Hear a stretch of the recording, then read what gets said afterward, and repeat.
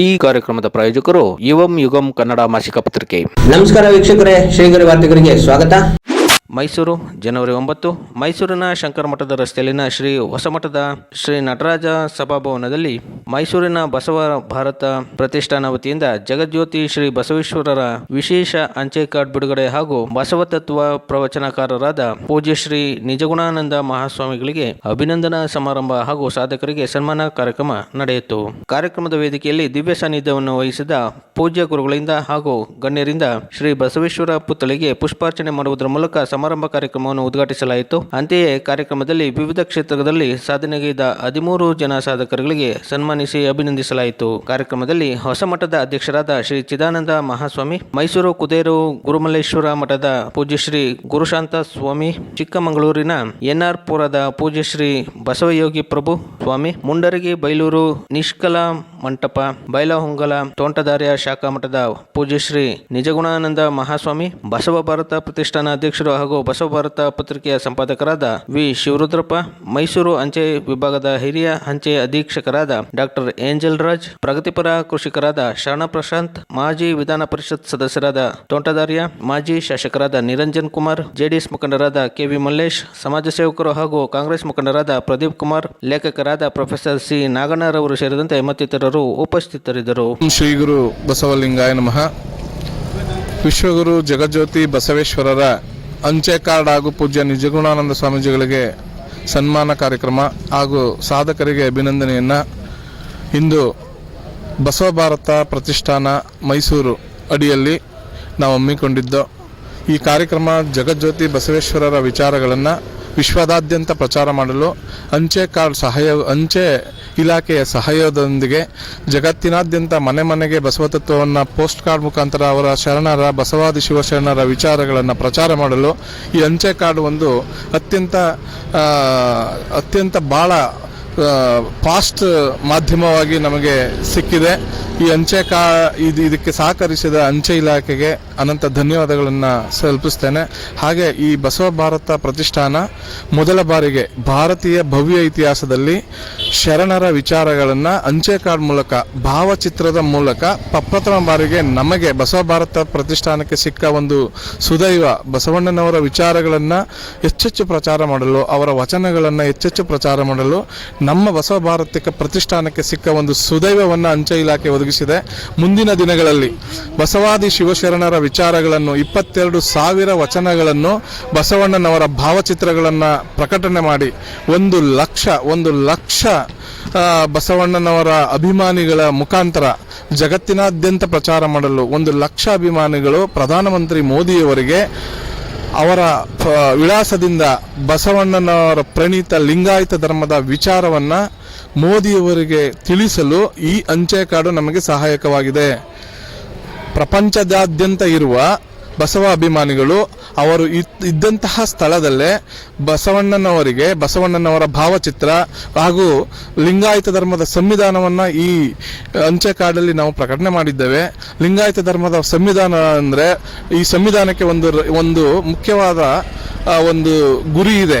ಬಸವಣ್ಣನವರೇ ಒಂದು ಧರ್ಮಕ್ಕೆ ದೇವರು, ಒಂದು ಧರ್ಮಕ್ಕೆ ಗುರು. ಬಸವಣ್ಣ ವಚನ ಸಾಹಿತ್ಯವೇ ನಮ್ಮ ಧರ್ಮದ ಗ್ರಂಥ ಹಾಗೂ ಶರಣಕ್ಷೇತ್ರಗಳಾದ ಕೂಡಲ ಸಂಗಮ, ಬಸವ ಕಲ್ಯಾಣ ಮತ್ತು ಸುಕ್ಷೇತ್ರವಾದ ಉಳುವಿ ನಮ್ಮ ಶರಣಕ್ಷೇತ್ರಗಳು ಹಾಗೂ ಇದರ ದೇಶ, ಜಾತಿ, ವರ್ಗ, ವರ್ಣರಹಿತ ಶರಣ ಸಹಿತ ಸಮಾಜ ನಿರ್ಮಾಣ ಮಾಡುವ ಮೂಲ ಗುರಿಯನ್ನು ಬಸವ ಭಾರತ ಪ್ರತಿಷ್ಠಾನ ಹೊಂದಿದೆ. ಹಾಗೂ ಅಂಚೆ ಕಾರ್ಡ್ ಮೂಲಕ ಬಸವಾದಿ ಶಿವಶರಣರ ವಿಚಾರಗಳನ್ನು ಬಸವಣ್ಣನವರ ಅನುಯಾಯಿಗಳು ಅವರ ವಿಳಾಸವನ್ನು ಕೊಟ್ಟು ಪ್ರಧಾನಮಂತ್ರಿ ಮೋದಿಯವರಿಗೆ ಸ್ವತಂತ್ರ ಭವ್ಯ ಭಾರತದಲ್ಲಿ ಲಿಂಗಾಯತ ಧರ್ಮ ಸ್ವತಂತ್ರವನ್ನು ಪಡೆದುಕೊಳ್ಳಲು ಈ ಅಂಚೆ ಕಾರ್ಡು ಬಹಳ ಸಹಾಯಕವಾಗಲಿದೆ.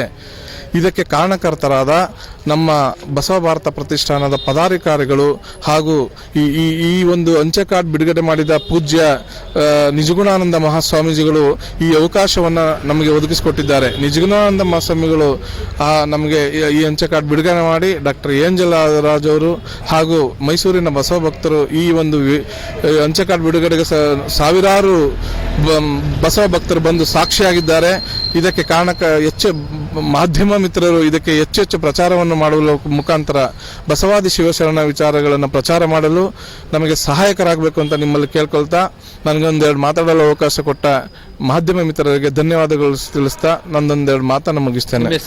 ನಾನು ಬಸವ ಭಾರತ ಪ್ರತಿಷ್ಠಾನದ ಅಧ್ಯಕ್ಷ ಶಿವರುದ್ರಪ್ಪ ವಿ ಹಾಗೂ ಇದರ ಮುಖ್ಯ ಕಚೇರಿ ಮಾದಹಳ್ಳಿ ಗ್ರಾಮದಲ್ಲಿದೆ. ಮುಂದಿನ ದಿನಗಳಲ್ಲಿ ನಗರಕ್ಕೆ ಇದನ್ನ ಶಿಫ್ಟ್ ಮಾಡಲಾಗುತ್ತದೆ. ಬಸವಣ್ಣ ಪ್ರತಿಯೊಬ್ಬರ ಹೃದಯದಲ್ಲಿದ್ದಾರೆ. ಷಡಕ್ಷರಿ ಮುಕ್ತಿದ ಷಡಕ್ಷರ ಶಿವೆಯನ್ನು ಕಡೆ ವಚನ ಹೇಳ್ತಾರೆ. ಸಕಲಕ್ಕೆಲ್ಲ ನೀನೆ ಹಗಣ ಇಂಕ ಗುರುವೆಂದು ನಿಖಿಲ ಶಾಸ್ತ್ರವ ಬೇರು ತಿರಲದಿರೆಂದು ಎರಗಂಬಳಿಯ ಗುರುಸಿದ್ದ ವರಲಿಂಗ ನಾಮದಿನ್ ಆರನೆ ನೀ ನೆನಗೆ ಭಿಕ್ಷೆಯನ್ನು ಮಾಡಿದ ವರ ಷಡಕ್ಷರಿಯ ದೇವರ ನಾಮದಿಂದೆನಗೆ ಹರುಹಿದಿರಿ ಶಿವಸತ್ರದ ಅನುಭಾವವನ್ನು ಅವರವರ ಭಾವಕ್ಕೆ ಅವರವರ ದರ್ಶನಗೆ ಅವರವರಿಗೆಲ್ಲ ಗುರು ನೀನೊಬ್ಬನೇ.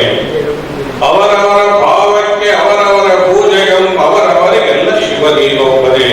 ಹೋರಾಟ ವೆಕ್ಕಿಸಲು ಬೇರಾದ ಪರಿಗಳನ್ನು ಬೇರುಂಟೆ ಜಗದೊಳಗೆ ದೇವನೇ. ಹಾರು ಹರಿಯಲು ನೀನು ಬೇರಾದ ಪರಿಗಳನ್ನು ಮಾರ ಹರಿ ಶಿವ ಷಡಾಕ್ಷರಿಯ ಲಿಂಗವೇ. ಷಡಕ್ಷರ ಶಿವಯೋಗಿಗಳು ಬಸವಣ್ಣನನ್ನು ಹಾಡಿ ಒತ್ತಿ ಒಕ್ಕಡಿಗರು ಮುಪ್ಪಿನ ಷಡಕ್ಷರ ಶಿವಯೋಗಿಗಳು. ಬಿಟ್ಟು ಮನುಷ್ಯ ಬದುಕಬೇಕು ಅನ್ನುವಂತಹ ನೇರ ದಿಟ್ಟ ನುಡಿಗಳಿಂದ ಎಲ್ಲರನ್ನ ಎಚ್ಚರಿಸುವಂತಹ ಪೂಜ್ಯರಾದಂತಹ ನಿಜವಾದಂತಹ ಮಹಾಸ್ವಾಮಿಗಳು ಇಲ್ಲಿ ಬಂದಿರತಕ್ಕಂಥದ್ದನ್ನ ನಗರ ಪುಣ್ಯ ಅಂತ ನಾವು ಭಾವಿಸಬಹುದು. ಜನರಿಗೆ ನೇರವಾಗಿ ತಲುಪಿಸುವಂತಹ ಎದೆಗಾರಿಕೆ ಯಾರಾದರೂ ಸ್ವಾಮೀಜಿಯವರಿಗಿದ್ರೆ ಅದು ಪೂಜ್ಯ ನಿರ್ಗುಣಾನಂದ ಮಾತ್ರ. ಎಂತಹ ಸಂಸ್ಕೃತಿಯನ್ನು ಬಸವಾದಿ ಶರಣರು ಕೊಟ್ಟು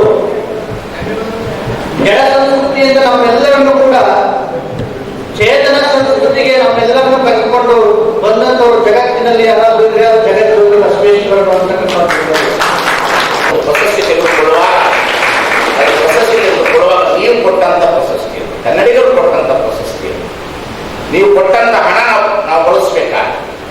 ಯಾಕಂದ್ರೆ ಅವ್ರು ಕೊಟ್ಟಂತ ಹಣ, ಅವ್ರು ಕೊಟ್ಟಂತ ಆ ಪದಕ ಅದು ಸಮಾಜದ ಟ್ಯಾಕ್ಸ್ ಇಂದ ನಮಗೆ ಕೊಟ್ಟಿರ್ತಾರೆ ಅಂತಂದ್ರೆ ಇಡೀ 600 ಕೋಟಿ ಕನ್ನಡಿಗರು ಅದನ್ನ ಗೌರವಿಸಿರ್ತಕ್ಕಂಥ ಪ್ರಶಸ್ತಿ ಇರ್ತದೆ.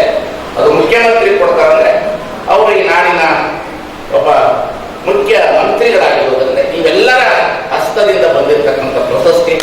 ಆ ಪ್ರಶಸ್ತಿಗೆ ನೀವು ಗೌರವಿಸಿದ್ದಕ್ಕಾಗಿ ನೀವೆಲ್ಲರಿಗೂ ಮತ್ತೊಮ್ಮೆ ಧನ್ಯವಾದಗಳನ್ನು ಅರ್ಪಿಸಿ ನನ್ನ ಮಾತನ್ನು ಮುಗಿಸ್ತೇನೆ. ಅವನ ಅವಸರ ನೋಡ್ಬೇಕಾಯ್ತು. ಪ್ರಶಸ್ತಿಯ ಮಾತನ್ನು ಮುಗಿಸ್ತಾರೆ.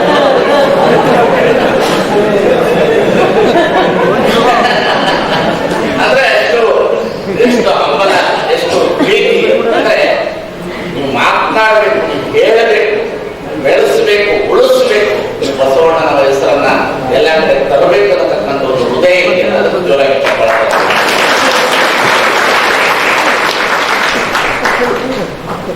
ಬಸವಣ್ಣನವರ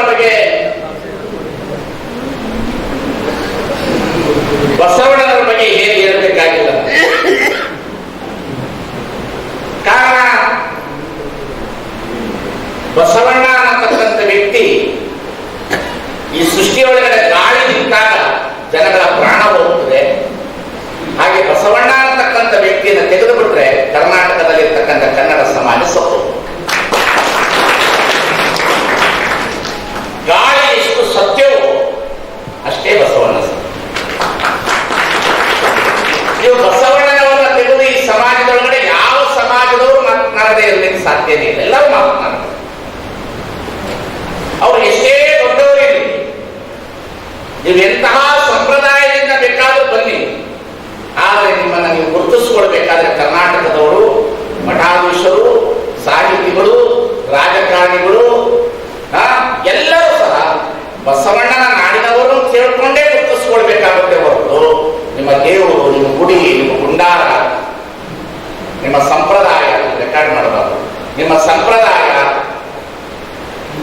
ಗುಡಿ, ಗುಂಡಾರ, ನಿಮ್ಮ ಸಂಪ್ರದಾಯ ಇವುಗಳಿಂದ ಗುರುತಿಸ್ಕೊಳ್ಳಕ್ಕಾಗೋದಿಲ್ಲ. ನಿಮ್ಮ ಜಾತಿಯಿಂದಲೂ ನೀವು ಗುರುತಿಸ್ಕೊಳ್ಳಕ್ಕಾಗೋದಿಲ್ಲ.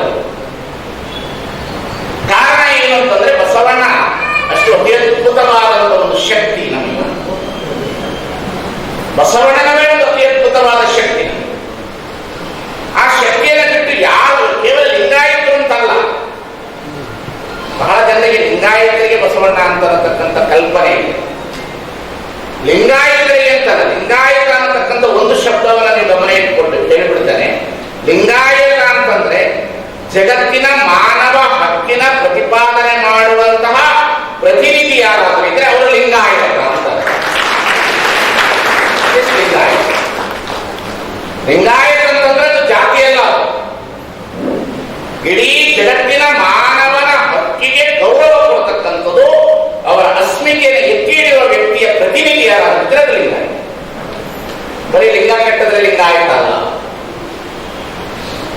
ಯಾರು ಬಸವಣ್ಣ ಯಾಕೆ ಬೇಕು ಈ ಸಮಾಜದೊಳಗಡೆ? ಯಾವ ಕಾರಣಕ್ಕಾಗಿ ಬಸವಣ್ಣನವರನ್ನು ನಾವು ಪ್ರೀತಿ ಮಾಡ್ತೇವೆ? ಯಾವ ಉದ್ದೇಶಕ್ಕಾಗಿ ಬಸವಣ್ಣ ಬೇಕು? ಕಾರಣ ಏನು ಅಂತಂದ್ರೆ, ಈ ಜಗತ್ತಿನಲ್ಲಿ ಬೇಕಾದಷ್ಟು ಧರ್ಮಗಳಿವೆ, ಬೇಕಾದಷ್ಟು ಧರ್ಮಗಳು ಬಂದಿದೆ. ಸಾಮಾನ್ಯವಾದ ಧರ್ಮಗಳಲ್ಲಿ ಈ ಸಮಾಜದಲ್ಲಿ ಬಂದಿದೆ. ನಮ್ಮ ತೋಟಗಾರರು ಇಲ್ಲೇ ಇದ್ದಾರೆ, ಅವರು ನಾವು KR ನಗರದ ಒಂದು ಬಸವ ಜಯಂತಿ ಸುತ್ತೂರು ಜನರುಗಳ ಸನ್ನಿಧಿ ಒಳಗಡೆ ಮಾತನಾಡುವ ಅವರ ಜೊತೆಯಲ್ಲಿ ನಾವು ಚರ್ಚೆ ಮಾಡಿದ್ದೇವೆ. ಬೇಕಾದಷ್ಟು ಧರ್ಮಗಳು ಬಂದಿದೆ ಈ ಜಗತ್ತಿನಲ್ಲಿ. ಧರ್ಮಕ್ಕೆ ಏನು ಕೊರತೆ ಇದೆ? ಇಸ್ಲಾಂ ಧರ್ಮ ಬಂದಿದೆ, ಕ್ರೈಸ್ತ ಧರ್ಮ ಬಂದಿದೆ. ಅಟ್ ಪ್ರೆಸೆಂಟ್ ಎಷ್ಟು ಧರ್ಮಗಳಿದೆ, ಎಷ್ಟು ಮತಗಳಿದೆ, ಎಷ್ಟು ಪಂಥಗಳಿದೆ. ಕರ್ನಾಟಕದಲ್ಲಿ ಶಂಕರರಿದ್ದಾರೆ, ಮಾರ್ತೋರರಿದ್ದಾರೆ, ರಾಮಾನುಜಾಚಾರ್ಯರಿದ್ದಾರೆ. ಈ ದೇಶದಲ್ಲಿ ದ್ರಾವಿಡ ಸಂಸ್ಕೃತಿಯ ಪರಂಪರೆಯ ಶೈವ ಪರಂಪರೆಗಳಿದೆ, ರಾಮಕೃಷ್ಣ ಪರಂಪರೆಯ ಮಠಗಳಿದೆ, ಎಲ್ಲವೂ ಇದ್ದಾರೆ. ಈ ಜಗತ್ತಿನಲ್ಲಿ ಅನೇಕ ಜನ ಮಹಾತ್ಮರು ಬಂದು ಹೋಗಿದ್ದಾರೆ. ಏನು ಕೊರತೆ ಇದೆ? ಬಂದ ಎಲ್ಲ ಮಹಾತ್ಮರು ಕಾಣುವಂತಹ ಮತ್ತು ಕಾಣದೇ ಇರುವಂತಹ ದೇವರು ಮತ್ತು ಧರ್ಮದ ಬಗ್ಗೆ ಮಾತಾಡಿದವರೆಲ್ಲ ಧರ್ಮದ ಬಗ್ಗೆ ಮಾತನಾಡೋದು, ಕೆಲವರು ದೇವರ ಬಗ್ಗೆ ಮಾತನಾಡೋದು. ಯಾರಾದರೂ ಕೇಳಿ, ಯಾರೇ ಬೇಕಾದ್ರೂ ಮೊದಲು ಬರೋದೇ ಜೀವ, ಜಗತ್ತು, ಈಶ್ವರ, ದೇವರ ಬಗ್ಗೆ ಮಾತನಾಡುದು. ಕಾಣದೇ ಇರುವಂತ ಕಲ್ಪನೆಗಳ ಜೊತೆಯೇ ಮಾತನಾಡಿದ್ರು. ಅಲ್ಲಿ ದೇವಲೋಕ ಇದೆ, ಮತ್ಯಲೋಕ ಇದೆ, ಪಾತಾಳ ಲೋಕವಿದೆ, ಈ ರೀತಿಯಲ್ಲಿ ಮಾತನಾಡುವುದು. ಆದರೆ ಈ ಜಗತ್ತಿನಲ್ಲಿ ದೇವರು ಮತ್ತು ಧರ್ಮವನ್ನು ಮೀರಿ ಮನುಷ್ಯರ ಬಗ್ಗೆ ಯಾರಾದರೂ ಮಾತನಾಡಿದ್ರೆ ಬಸವಣ್ಣ ಒಬ್ಬರೇ ಅನ್ನತಕ್ಕಂಥ.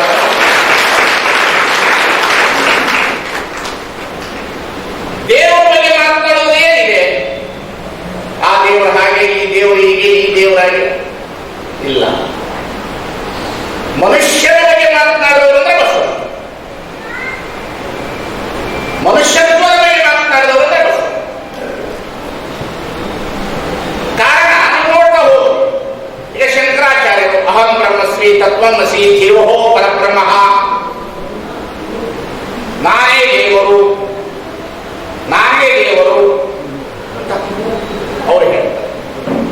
ಅದೇ ಮಧ್ವಾಚಾರ್ಯರು ನಾನು ಮತ್ತು ದೇವರು ಬೇರೆ ದ್ವೈತ. ರಾಮಾನುಜಾಚಾರ್ಯರು ಜೀವ, ಜಗತ್ತು, ಈಶ್ವರಗಳ ಒಂದು ಮಾತನಾಡ್ತಾರೆ.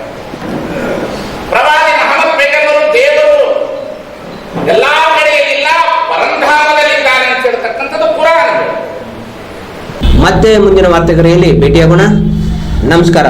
ಶ್ರೀಗರಿ ವಾರ್ತೆಗರಿ, ನಿಮ್ಮ ಮನದಾಳದ ಗರಿ. ಶ್ರೀಗರಿ, ನಿಮ್ಮ ಮನದಾಳದ ಗರಿ. ಶ್ರೀಗರಿ, ನಿಮ್ಮ ಭಾವನೆಗಳ ಗರಿ. ಶ್ರೀಗರಿ, ನಾಡಿನ ಹೆಮ್ಮೆಯ ಗರಿ. ಮನೆ ಮನಗಳ ಗರಿದು ಶ್ರೀಗರಿ, ತನುಮನ ಧನಗಳ ಗರಿದು ಶ್ರೀಗರಿ, ವಿಶ್ವದ ದೇಶದ ನಾಡಿನ ಗರಿದು ಶ್ರೀಗರಿ. ಶ್ರೀಗರಿ ಶ್ರೀಗರಿ ಶ್ರೀಗರಿ ಶ್ರೀಗರಿ. ಶ್ರೀಗರಿ, ನಿಮ್ಮ ಮನದಾಳದ ಗರಿ.